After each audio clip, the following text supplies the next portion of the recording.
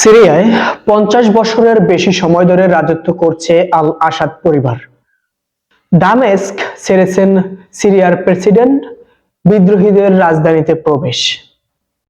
আসাদ সরকারের পতন ঘটিয়ে নতুন যুগের ঘোষণা করল এসটিএস। পোল্যান্ডের নারীকে হত্যার এবং ধর্ষণের দায়ে বাংলাদেশি যুবকের যাবজ্জীবন। পাকিস্তানিদের জন্য ভিসা প্রক্রিয়া সহজ করল বাংলাদেশ। কোন বিদেশিকে বাংলাদেশে অবৈধভাবে থাকতে দেওয়া হবে না, স্বরাষ্ট্র মন্ত্রণালয়।